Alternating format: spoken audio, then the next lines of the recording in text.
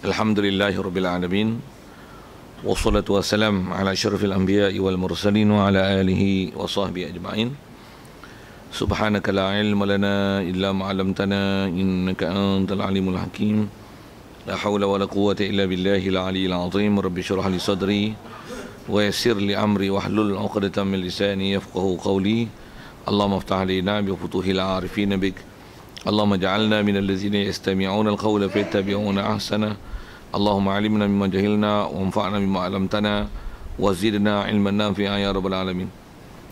Qala Syekh Musannif rahimahullah taala wa nafa'na bihi wa bi 'ulumi fid dharain amin. Kita muka surat 15 rasanya. Kata Musannif, faslun ini satu pasal pada menyatakan sunat bersugi. Hadirin sekalian, pertama sekali syukur terima kasih kita kepada Allah Ta'ala. Syukur kita nikmat hidup masih diberi pagi ini. Syukur kita hidup dapat Islam.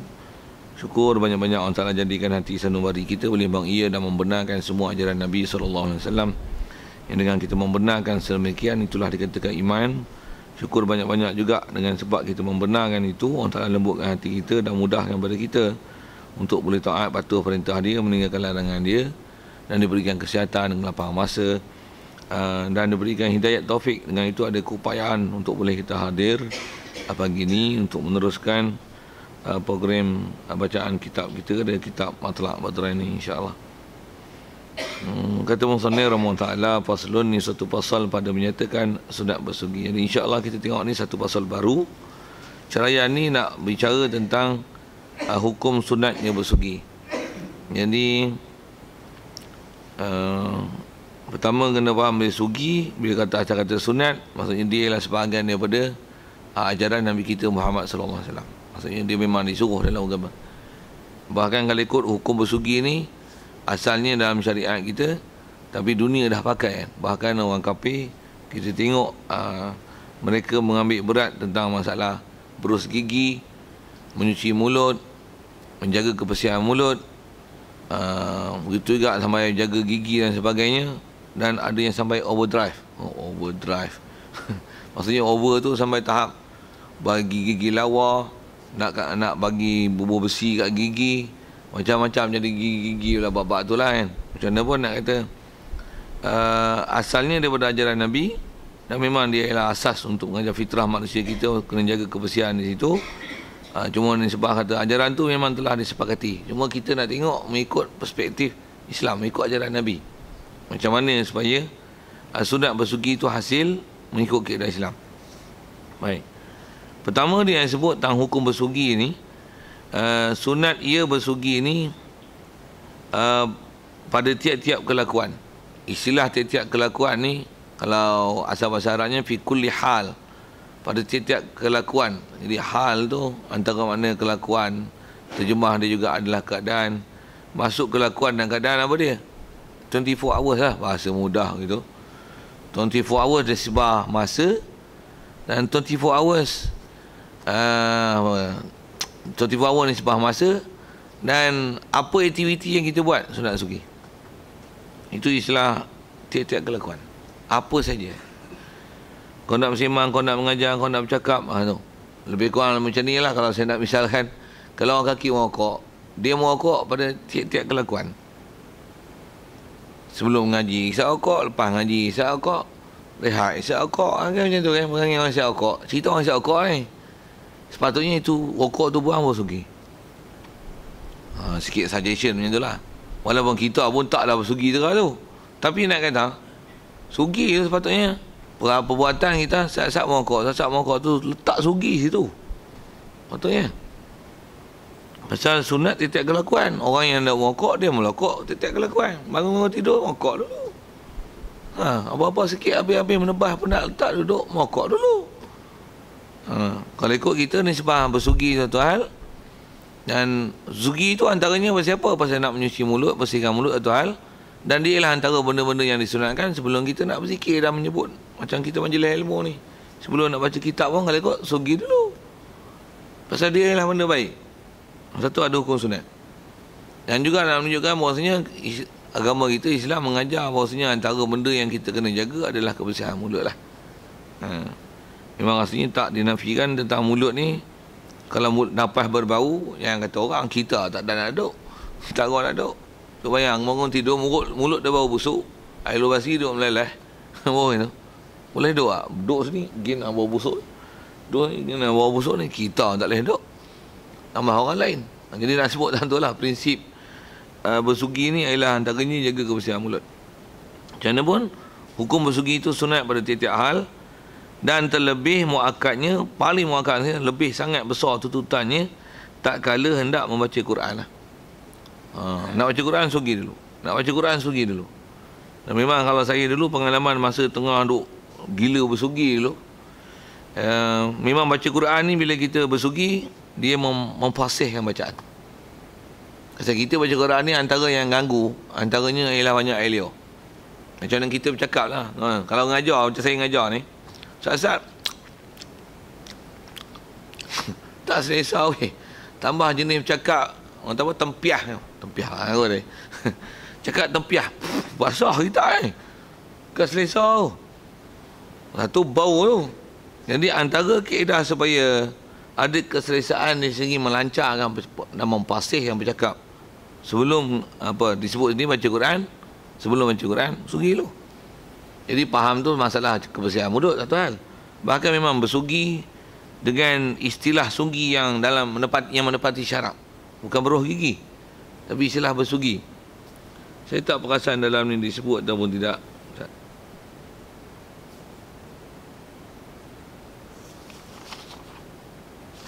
Rasa dia tak sebut lah. Pasal dia sebut pun sebut, tengoklah lagi. Tapi nak kata istilah bersugi yang babul siwak, babul istiak. Disebut siwak ni maksudnya dia mestilah perbuatan menggunakan benda-benda yang kesat, digosok ke gigi ataupun lidah dan langit-langit lembut di atas tujuan untuk membersihkan mulut. Takrifan sugi tu macam tu. Perbuatan sugi. Jadi sugi tu sama ada guna apa-apa bahan yang syarat dia kesat, baru boleh nama sugi dan dapat fadilat sugi. Jadi kalau benda-benda yang digunakan tu licin, antara yang bahasa kitab katalah kita tak ada apa bahan, kita gunakan jari. Memang ada orang gosok gigi dengan jari, tapi bukan gosok, dia tolok tekak lah. Memang ada passion kan? Kalau ikut yang tu bukan syar'i, itu bukan jalan syarak. Bahkan adakah hasil fadilat bersugi dengan jari? Maksudnya jari tu kita jadikan dia sebagai berus untuk gosok. Kalau saya gunakan berus, gunakan kayu sugi untuk bersugi. Adakah jari ni hasil? Untuk tengok hasil tak hasil atas apa yang telah dipinasi oleh ulama, syarat untuk nama sugi masih dia kesat. Kesat. Soal, tangan kita kesat.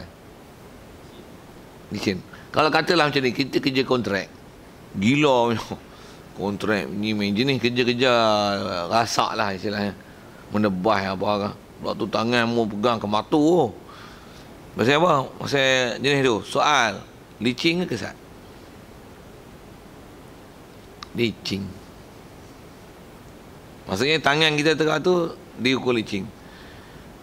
Kalau katalah sekali pun bila pegang, kita pegang kasar tu, kasar ketika tak kena air. Bila kena air macam mana? Licin. Jadi tangan kita tu dalam kategori licin. Baik, di atas kata keadaan dia bila kena air licin.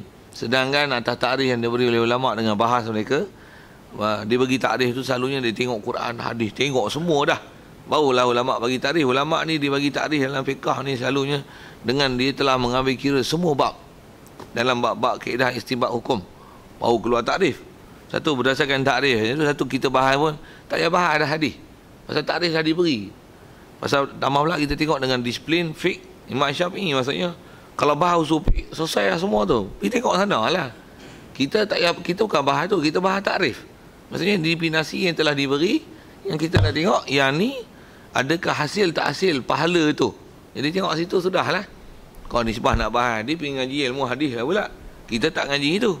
Macam mana pun atas kita bicara fiqah ni, di atas kata tangan kita bila kena air dia licin, maka bersugi dengan tangan, walaupun tangan kesat macam mana sekalipun, tak hasil fadilat bersugi.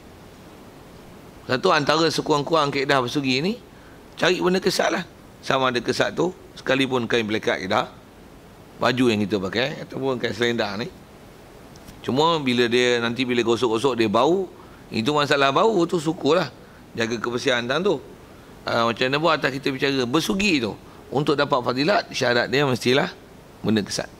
Satu, kalau tengok beruh gigi ni, kesat ke beruh gigi? Beruh gigi ni benda kesat ke? Kot nak menilai tak apa benda. Licin. Dia bulu plastik. Dia licin. Tu kata dia bulu tu kan kesat kan? Itu kan kesat tu tajam. Tu kan kesat. Kesat ni maksudnya benda kesat lah. Kan tak faham kesat lah kot. Kesat ni pasal macam kain ni kesat, bukan licin. Kalau kain licin, istilah licin tak hasil lah. Dobit dia tu. Apa-apa yang licin digosok ke gigi tak hasil lah. Jadi kalau kata macam beruh gigi tu, dia bukan masalah licin kesat.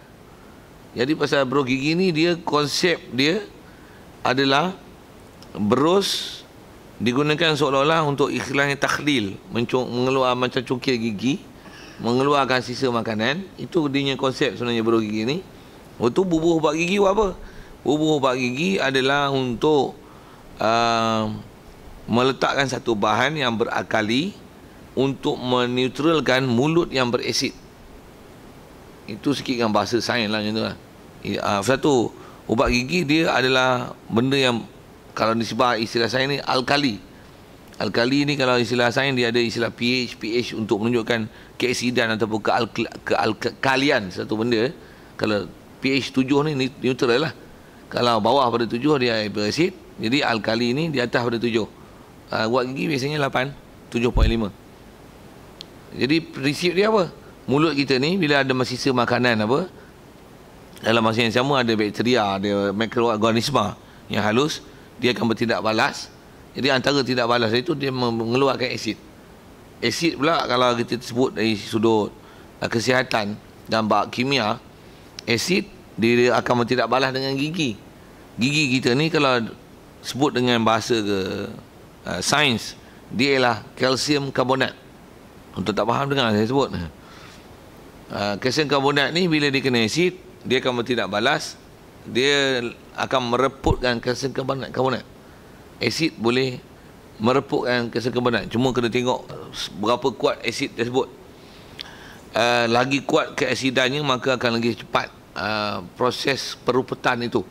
Satu, gigi kita bila kita balas bersihkan dia, tambah pula sisa makanan yang banyak, dalam masa yang singkat, bila sisa banyak, maksudnya akan ada banyak bakteria dan dia tidak balas. Tambah mulut busuk tu suka hal. Kita nak cerita tentang tindak balas ni. Dia akan tidak balas, dia makan dan sebagainya, mengeluarkan asid.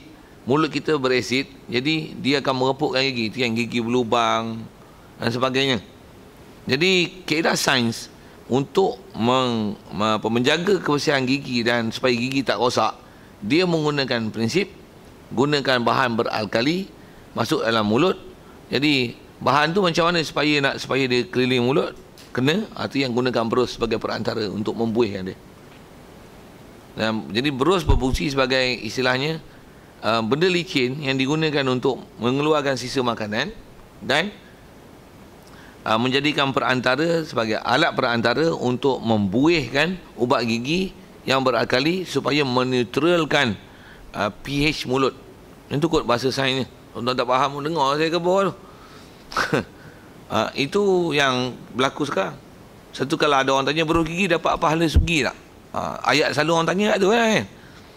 Beruh gigi dapat pahala sugi tak? Dengan definisi saya sebut tadi, dengan sikit bab sains, tuan-tuan boleh jawab lah. Tu yang tak payah tanya mufti. Ngaji PK faham. Apa dia? Tak, orang kata tak dapat. Bukan tak dapat kan. Syarat ada, kalau katalah macam ni, dia pakai beruh gigi ada ekstrak sugi, Ustaz. Beruh gigi dia ada ekstrak kayu sugi. Dapat pahala sugi? Ya. Tak dapat. Pasal yang nak dapat pahala tu bukan ekstrak kayu sugi. Yang dapat pahala tu apa? Kesat tu. Satu, kalau orang tua-tua dulu dia ambil abu dapur tu,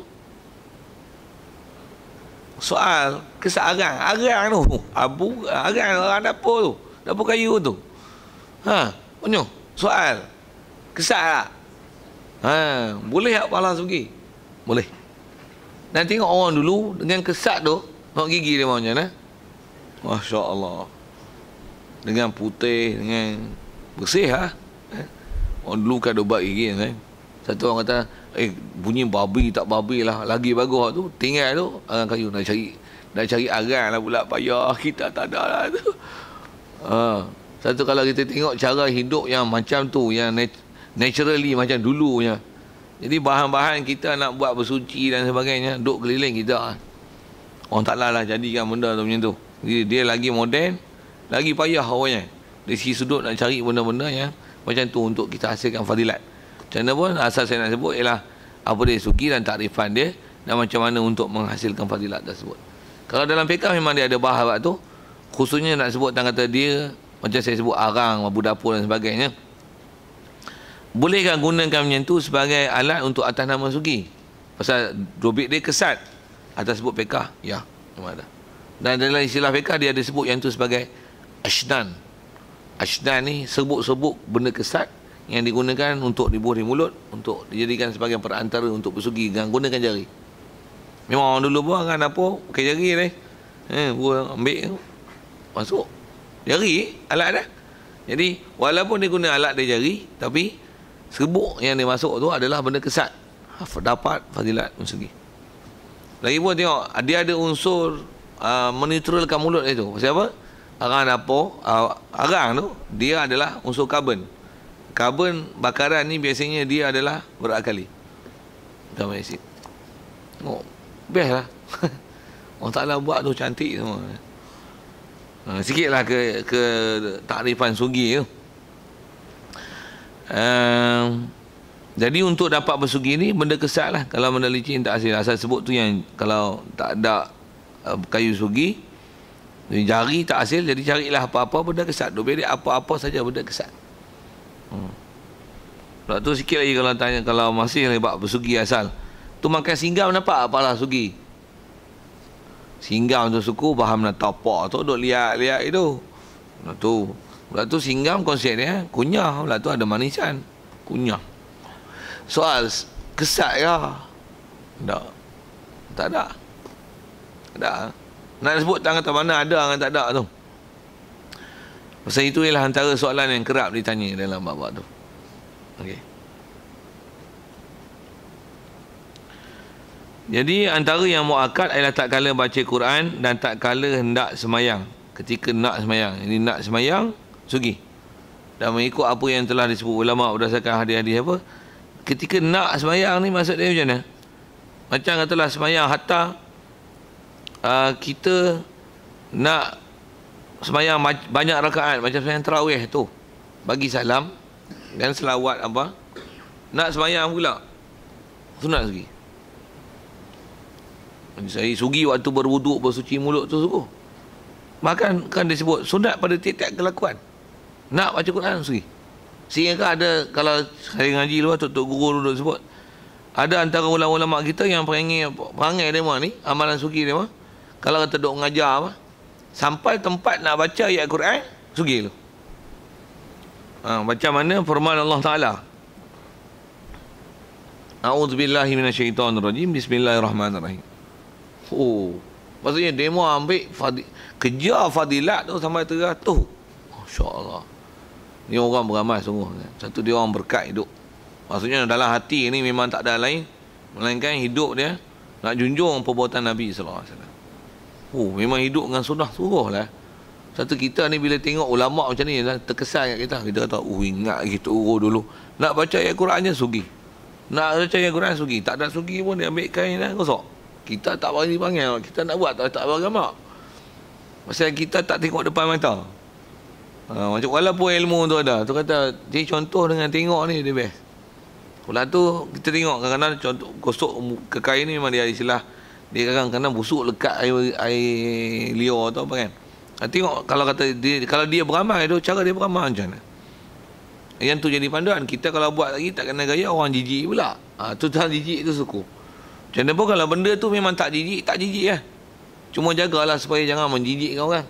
Sikit lagi kalau saya sebut masalah jijik tu, macam kita lah ada kayu cukir gigi depan orang, kita cukir gigi ni, dok nyongen terus kan. Bila makanan ni, bila celah gigi dia lekat, kita congkir buat keluar, dia busuk kan. tak perasan kot. Ke tak biasa cuki gigi lah saug. Kok pasal itu lah.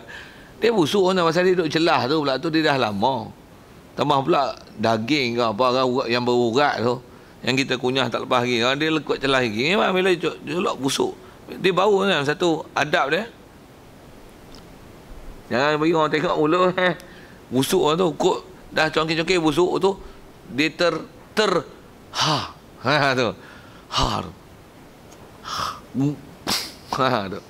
Tu. Jagalah. Saya nak sebut. Jangan bagi orang jijik kan. Walaupun bersugi itu sunnah. Dan sunat. Nak sebut tentu lah. Jadi kalau kata sugi agak orang geli tengok kita yang sugi ke bulu apa tu. Dan juga kalau saya tengok berhati tok-tok guru yang ada beramal sugi ni. Sugi dia mah untuk cari fadilat baca Quran dan sembahyang biasanya sugi kecil. Halo yang selalu kayu zaitun tu kan. Tak kira lah kayu apa istilahnya sugi dia. Kayu sugi kecil masuk poket. Jadi sugi tu buat apa? Sugi tu bukan, walaupun dia konsep dia membersih dan sebagainya, sugi tu sugi untuk ambil fadilat bersugi saja. Jadi ada istilah sugi untuk fadilat. Kalau kita nak gosok gigi dengan sugi satu, tuan-tuan saya tak tahu. Saya kalau sugi satu, ada tahu nak pakai. Saya pakai sekali sugi habis batang. Saya sebut saya. Kalau tambah yang panjang tu, kunyah. Tak puas kunyah lagi. Bila kunyah tu nak memanjangkan dia punya bulu tu. Kunyah. Habis teruk. Sekali pakai sebatang. Saya sebut saya. Saya memang kalau nak bersugi, saya tak pandang yang tu. Saya kena sugi hak besar tu. Leceh-leceh besar tu. Kadang besar tu. Kadang-kadang dah tak ada kecil-kecil. Ambil hak besar tu pun, saya bersugi dengan sugi besar tu. Orang saya memang nak bersih, saya suka sugi macam tu. Maksudnya kalau kecil tak padan. Untuk yang kecil buat apa? Memang kalau orang bagi saya, kalau di sebah duk kalau dulu lah. Tapi saya tak kaji beramal hak fadilat. Walaupun hukum tahu dah pernah tengok tok guru yang beramal itu. Tapi asal nak sebut ialah kalau nak beramal dengan lepas sebelum solat, nak solat tu bersugi, begitu pun nak baca Quran, ada sugi satu lagi bukan untuk membersih, tapi sugi atas prinsip nama sugi atas fadilat. Allah Akbar. Bagi salamnya naik ya. Segi. Allah Akbar. Pasal apa tu? Nak imtisal awamirillah.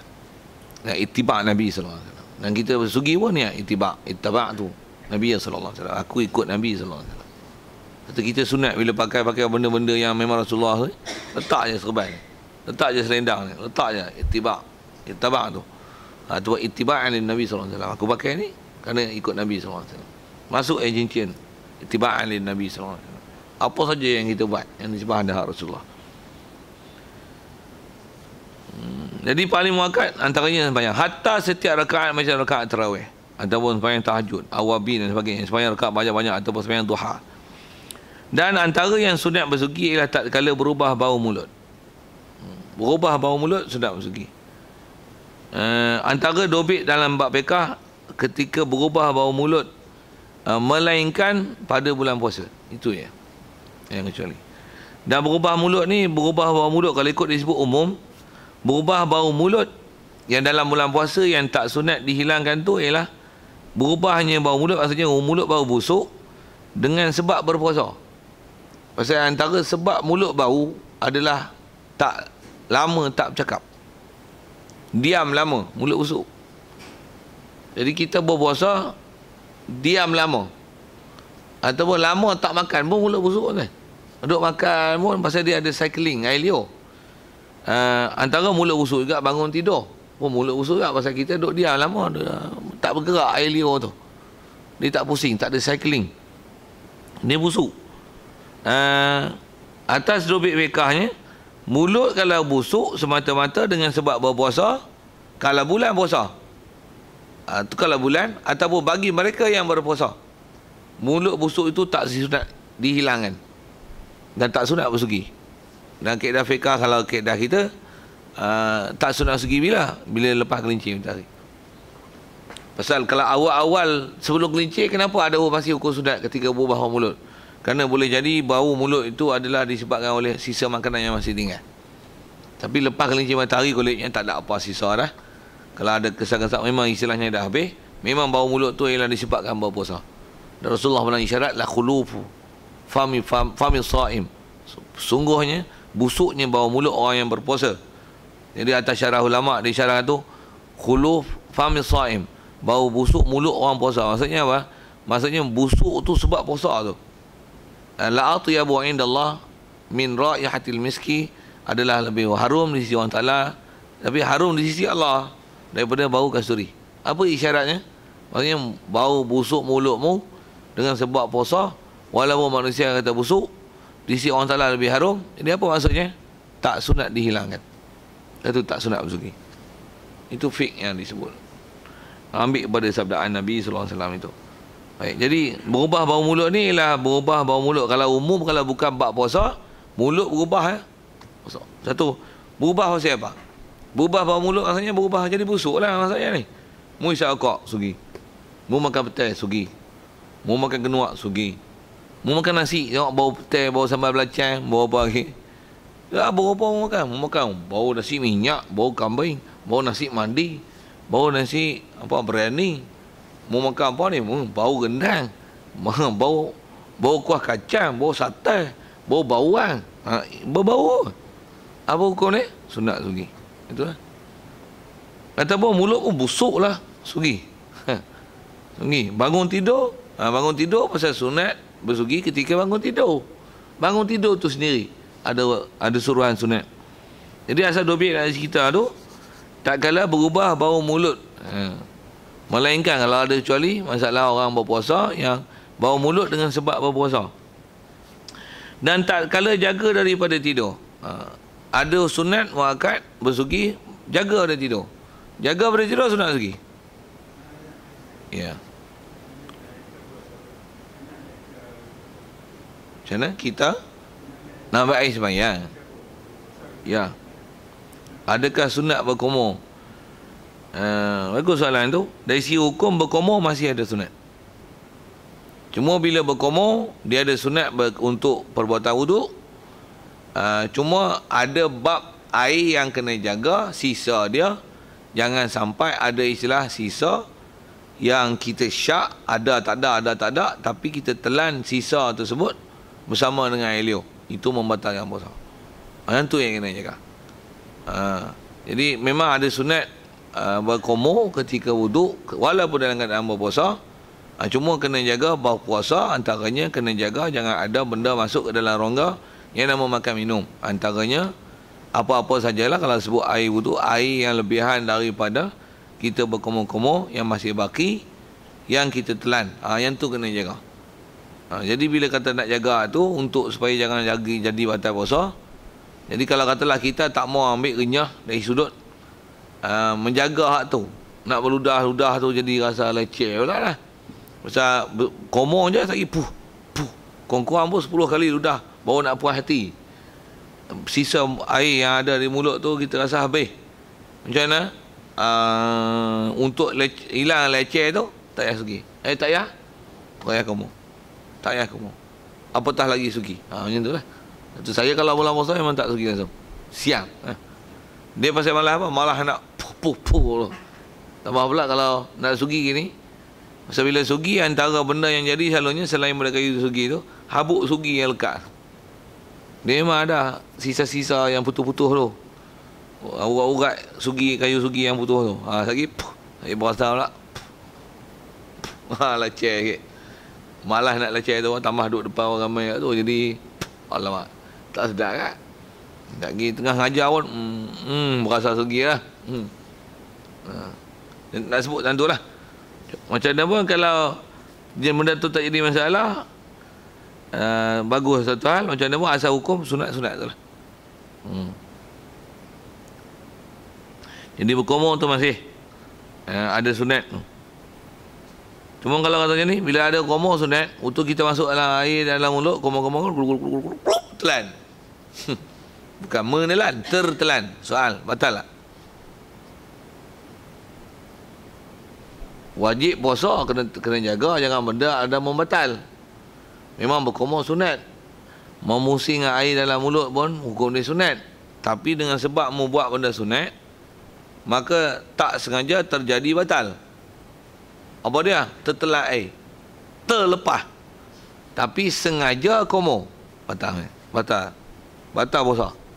Bab tu selalu orang jawab tak betul. Seingat saya belajar dalam kitab-kitab fiqh, semua kitab yang duk lalu dalam bab berkumur semua sebut itu. Memang berkumur sunat.